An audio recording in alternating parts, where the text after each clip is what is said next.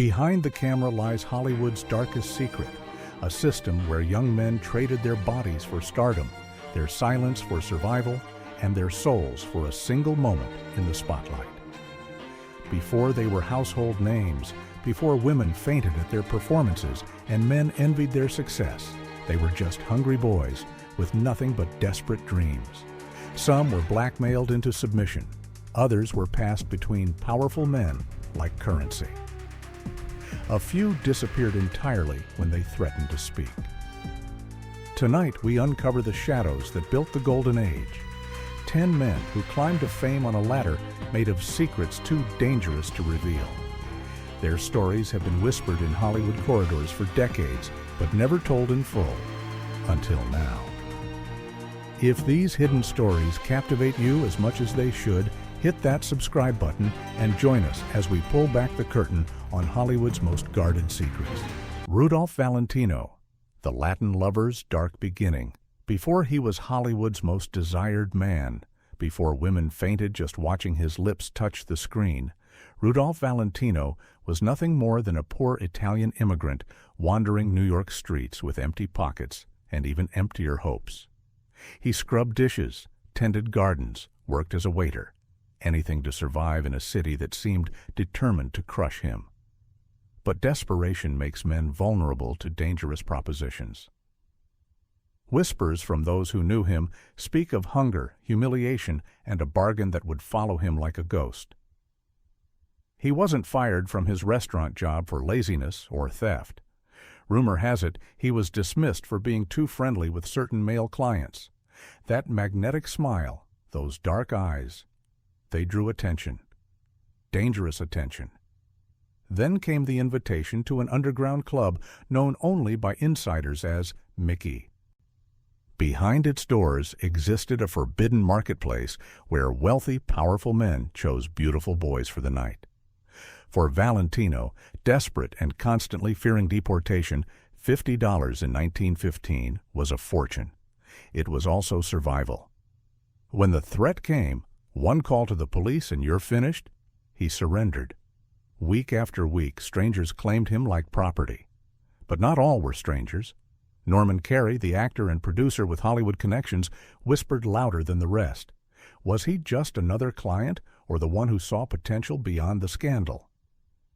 In 1921, the Four Horsemen of the Apocalypse transformed Valentino into the Latin lover overnight.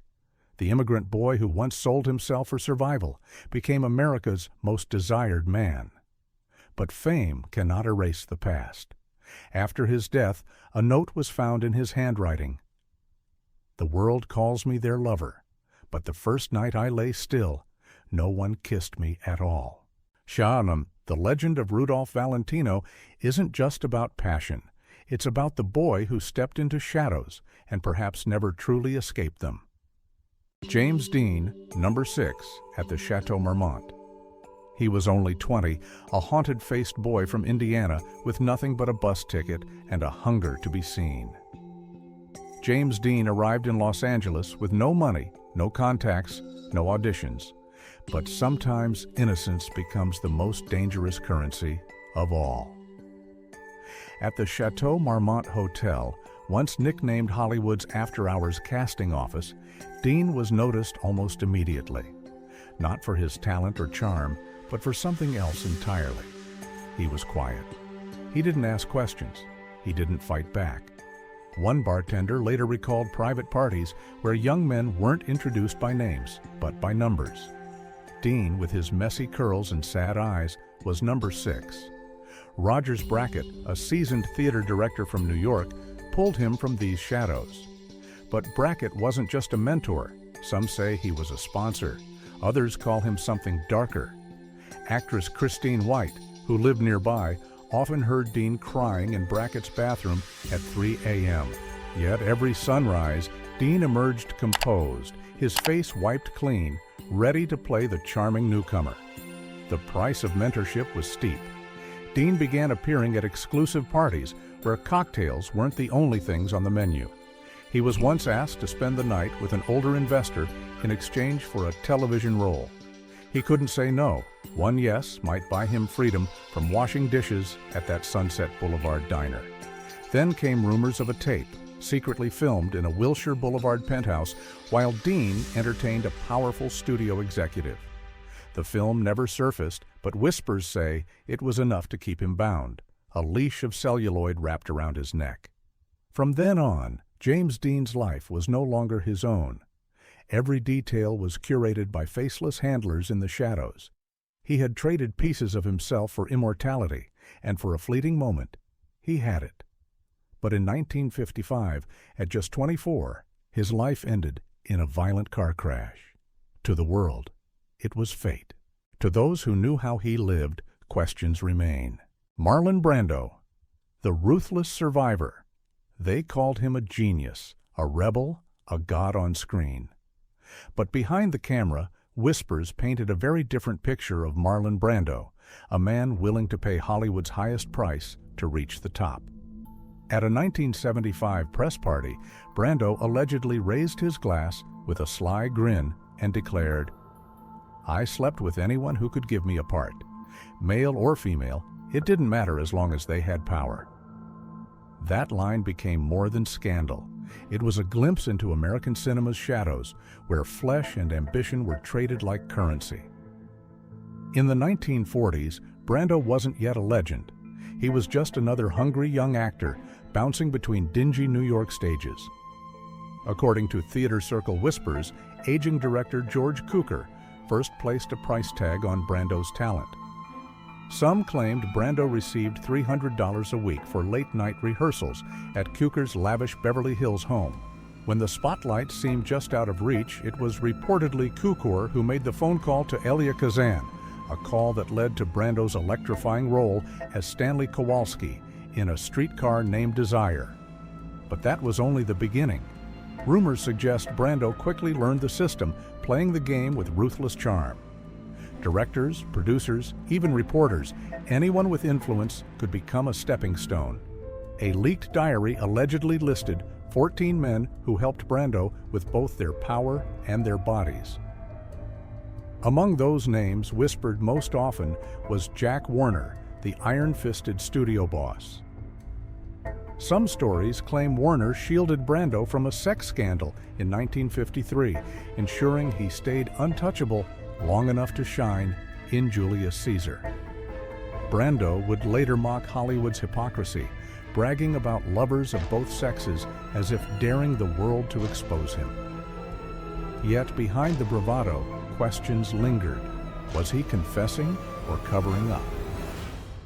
The official record shows Brando as a genius who reshaped acting. But in murkier archives of rumor and memory, another picture emerges.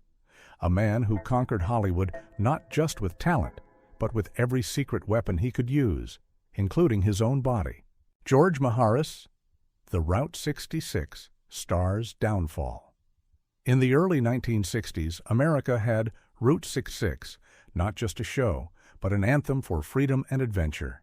At its heart was George Maharis as Buzz Murdoch, with sharp cheekbones, rugged masculinity, and quiet danger behind his eyes. To millions of women, he was irresistible. To men, he was who they wanted to be or secretly wanted to have.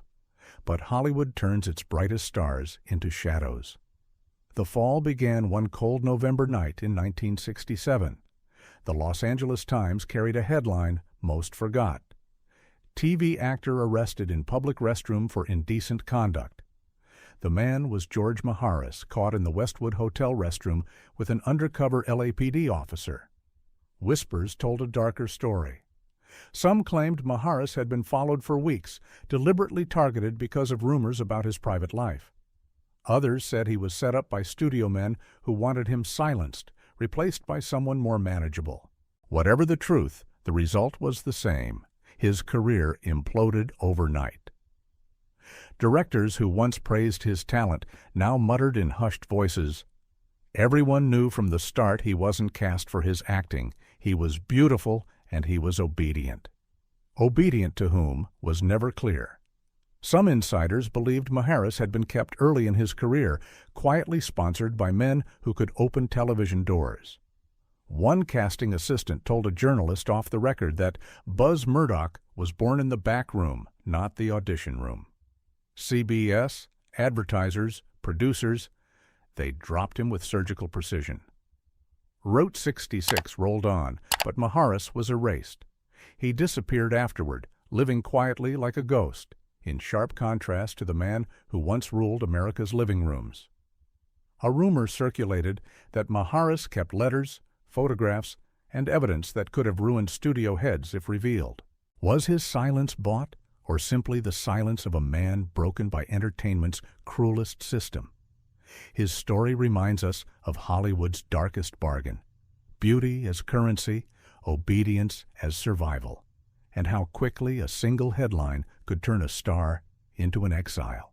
Tab Hunter, the All-American Prisoner. They called him the All-American Boy. Golden hair, trusted smile, the kind of face mothers approved and teenagers worshipped. In the 1950s, Tab Hunter wasn't just a star. He was the Dream Machine's poster child. The boy next door who seemed too perfect to be real. Maybe that was the problem. The first cracks appeared in 1950. At 19, police records placed him at a Long Beach party, later described as indecent. For an unknown actor, it could have been fatal. One headline could have killed his career before it began. But the story vanished overnight. A powerful producer stepped in, bailed him out of more than jail, and offered something bigger: a 5-year studio contract.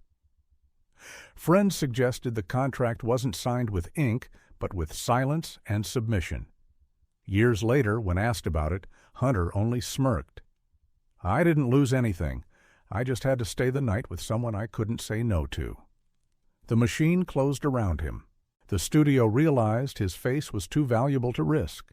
Everything was arranged: who he dated, what he wore, even how he smiled on command. Natalie Wood, Debbie Reynolds, countless actresses paraded as his companions. They were never lovers, only decoys. Each romance was carefully staged to keep the real story buried. In the shadows, Tab lived differently. Private encounters with unnamed men, secret weekends hidden from photographers.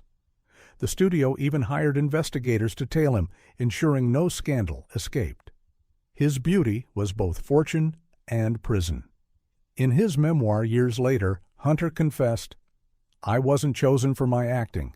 I was chosen because I was willing to be quiet and beautiful in the way Hollywood needed." His career was built not on freedom, but on obedience. There were nights when the mask nearly slipped.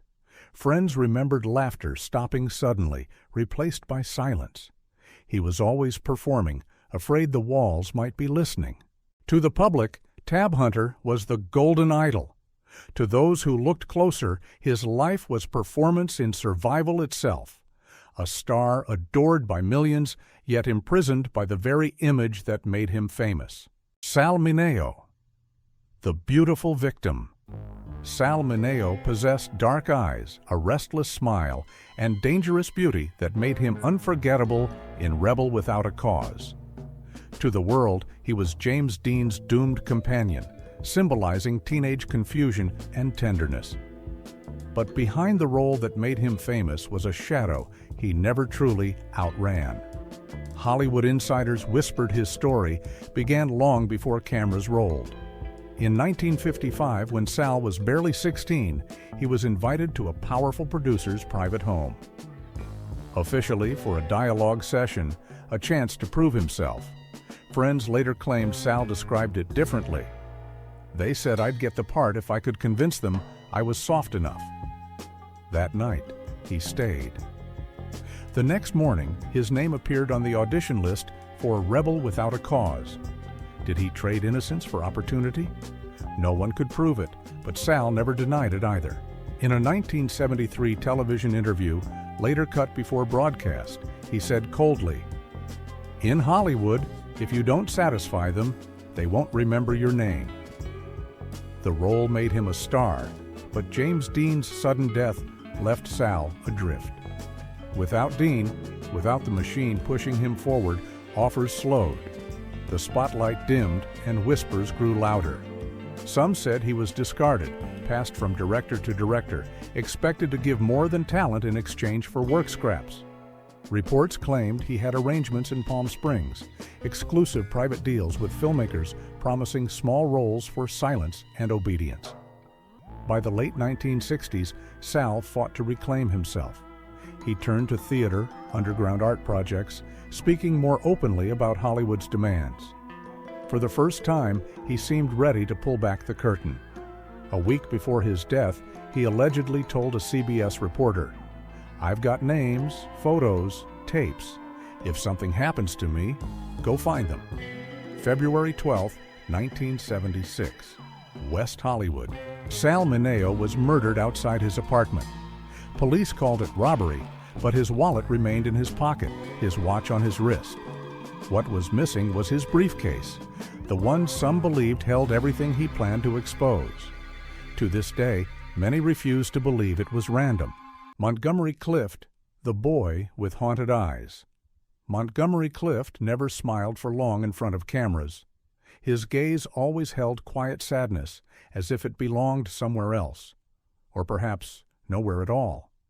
Maybe that made sense because this world, Hollywood, was never truly his. It was a place thriving on youth, beauty, and silence.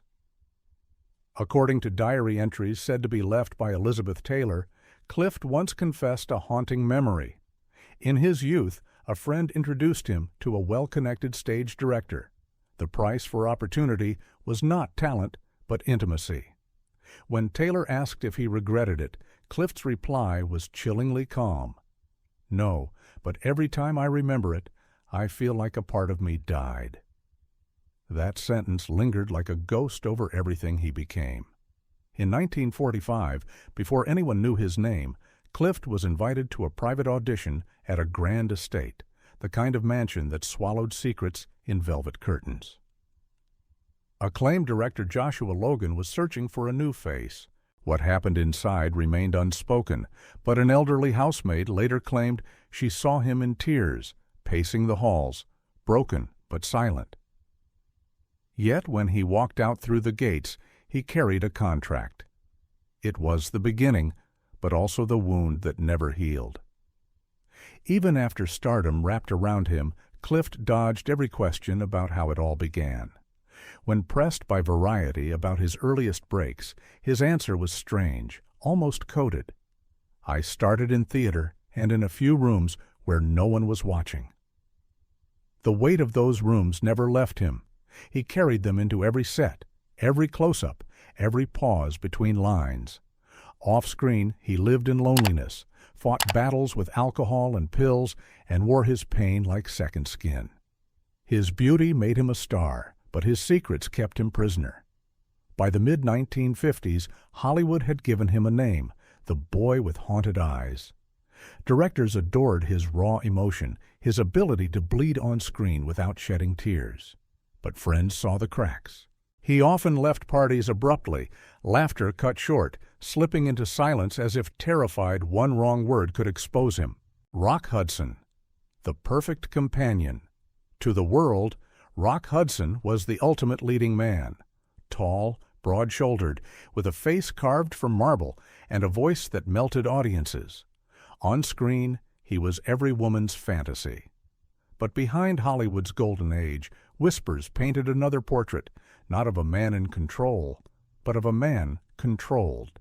As early as the 1950s, when Hudson was just another hopeful at Universal, he fell under the command of Henry Wilson, Hollywood's most powerful manager, notorious for grooming young men in exchange for loyalty. Hudson was everything Wilson wanted, handsome, discreet, and pliable. According to a studio memo leaked decades later, one assistant scrawled, "He's obedient, polite, and ready to accompany clients if I nod." They called Hudson the perfect companion. He played the part at Beverly Hills hotels, Palm Springs estates, smoky backroom gatherings. He appeared on cue, poured drinks, charmed investors, and if the signal was given, disappeared quietly behind closed doors. No questions, no refusals. A recorded phone call between Wilson and producer Ross Hunter, retold in Scotty Bauer's memoir, carried a chilling line. "He can handle 2 in a night as long as no one takes pictures." The machine knew his worth. When Hudson's fame exploded with Magnificent Obsession and Pillow Talk, he became more than a star. He was leveraged. Rumors swirled that his presence at private soirees unlocked millions in quiet investment. Checks signed by wealthy men entertained not just by Hudson's charm, but by Hudson himself. Behind the dazzling posters was another life, nights beginning with tuxedos and champagne, often ending in silence. Some claimed he returned home from these duties and sat motionless for hours, waiting for dawn to wash it away. A friend once recalled catching him staring at his reflection after a party, whispering, "It's not me they want, just the mask." In 1985, when Hudson's AIDS diagnosis became public, the illusion cracked. After his death, a crumpled note allegedly contained 7 words, "I was never allowed to say no." Behind Rock Hudson's smile, behind the elegance, behind the legend, was a story written not in love, but in obedience. Richard Chamberlain, the doctor's double life to America. In the early 1960s, Richard Chamberlain was perfect as Dr. Kildare in NBC's hit medical drama. Young, handsome, trustworthy, the man mothers wished their daughters would marry. He was crowned America's most eligible bachelor, and for a time, no face was more adored on television. But behind studio lights, Chamberlain lived a different reality, built on silence, secrecy, and constant fear. Fear that one wrong move, one misplaced photograph, one lover who refused to stay quiet could end his career overnight. A former assistant told Hollywood Insider, "He never left the studio with his lover. All meetings happened in his apartment, windows shut, curtains drawn, phone unplugged." To some, it sounded like paranoia. In Hollywood's hidden corridors, it was survival. Chamberlain, like many peers, faced after-hours auditions, midnight meetings in Beverly Hills mansions, where talent was measured not by performance, but by compliance. If you pleased the right person, a role was yours. If not, you vanished. One rumor told of a network executive who demanded Chamberlain's company before greenlighting a role. Another spoke of a journalist threatening exposure, only to be silenced after a private visit arranged by his manager. When a male co-star once suggested going public, Chamberlain's reply was chilling. "If I lose this role because I love you, will you be able to feed me?" So he wore the mask, the perfect gentleman, the flawless bachelor. His life became a staged performance. Arm in arm with actresses at premieres, posed photographs in glossy magazines, smiles that never cracked. Friends recalled moments when Chamberlain's mask slipped. At parties, he sometimes withdrew mid-conversation, laughter dying on his lips. One remembered him pacing a hotel suite, whispering, "What if they find out? What if this is the last night?" For 40 years, Chamberlain lived this way, adored by millions, yet unable to live as himself. Only after retirement, when Hollywood no longer controlled him, did he peel the mask away. But by then, decades were lost. Roles he might have taken, relationships he might have embraced, the life he might have lived, all sacrificed at survival's altar. Farley Granger. The Boy. Too innocent for Hollywood. Farley Granger seemed far too innocent for Hollywood, yet carried shadows as dark as any other. Audiences first saw him in Alfred Hitchcock's Rope in 1948. He was 22, soft features, dreamy eyes, and vulnerability that made people lean closer. On screen, he was fragile, almost delicate, the perfect victim or perfect lover. Off screen, that same fragility was both a gift and a curse. In 1950, he crossed paths with playwright Arthur Laurents. To the world, Laurents was a respected writer, sharp, brilliant, celebrated. To Granger, he was something else entirely. Mentor, lover, gatekeeper. Their relationship lasted more than 15 years, a mixture of passion, dependency, and control. In his memoir, Include Me Out, Granger admitted, "Arthur taught me how to love, how to pretend, and how to lie down when I needed to keep a role." That single line became a whisper that never stopped. For every part Granger won, there were rumors. For every audition, speculation. In smoky bars on sound stages, people muttered, "Who did he sleep with this week?" On the set of Strangers on a Train, jokes turned dangerous. A young assistant was fired after making sly remarks about Granger's private life. The message was clear. Some truths were never to be spoken aloud. Insiders claimed Arthur controlled nearly everything, which scripts landed on Granger's desk, which parties he attended, even which people he was allowed to be seen with. One colleague remembered Granger declining a dinner invitation, then whispering, "I can't. Arthur wouldn't like it." Another recalled how at studio gatherings, Lawrence stood quietly in corners, watching every move, as though holding a leash invisible to everyone but Farley himself. The rewards were real. Roles arrived, applause followed. He was young, handsome, in demand. But the cost was steep. Friends remembered sudden mood shifts, laughter cut short, his eyes drifting off as though trapped in memory. Unlike many peers, Farley chose not to deny the past. In one final interview, his words were startling in their honesty. "I loved. I was used to it. But I don't regret it because in this world, if you don't let them touch your body, they'll never let you touch the spotlight. Hollywood has always promised dreams, but it rarely revealed the price." Behind the lights, applause, and headlines were rooms locked to the public, places where careers were made and innocence was lost. These 10 men climbed to stardom on a ladder built from secrets, silence, and survival. Some, like Rudolph Valentino and James Dean, carried their shadows to early graves. Others, like Tab Hunter and Richard Chamberlain, lived decades imprisoned by the very images that made them famous. A few, like Sal Mineo, paid the ultimate price when they threatened to speak. But all shared a common truth. In Hollywood's golden age, beauty was currency, obedience was survival, and silence was the price of fame. Their stories remind us that behind every perfect smile on the silver screen was often a young man who had learned to say yes when he wanted to say no, to perform not just on camera, but in life itself. The machine that created them also consumed them, turning dreams into nightmares and stars into prisoners. The question that refuses to fade haunts Hollywood still. How many truly rose on talent alone? And how many were lifted by secrets they could never escape? Some truths remain buried, some stories lost forever. But the whispers never stop, echoing through the corridors of an industry built as much on shadows as on light. If these hidden truths have opened your eyes to Hollywood's darker history, subscribe now and join us as we continue uncovering the secrets no studio ever dared reveal. In the comments below, tell us, was it talent that built the golden age or something far more sinister?